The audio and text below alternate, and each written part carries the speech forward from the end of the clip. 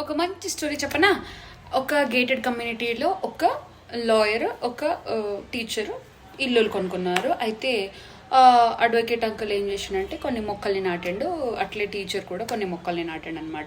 So advocate uncle ఏం చేసిండంటే అన్ని same మొక్కల్ని నాటాడు, బట్ టీచర్ మాత్రం అలాగల్లగా అన్ని రకరకాల మొక్కల్ని నాటాడు అనమాట.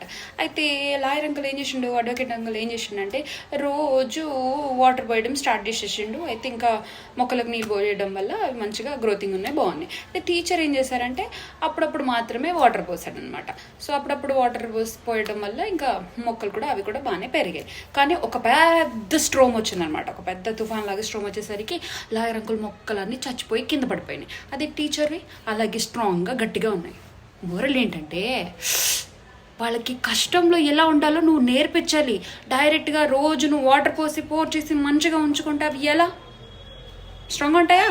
అని కష్టం అంటే ఏంటో కూడా తెలియచేయాలి. అప్పుడే అవి రూట్స్లో లోపలికి వెళ్ళి గట్టిగా స్ట్రాంగ్గా అవుతాయి అన్నమాట. సో కష్టం తెలియకుండా సుఖం ఒకటే ముందుకెళ్ళిపోతే అప్పుడు సుఖానికి వాల్యూ ఎక్కడ ఉంటుందో ఉండదు కదా. అందుకోసమని కష్టపడితేనే ఫలితం. స్టోరీ బాగుందా? కామెంట్ చేయండి.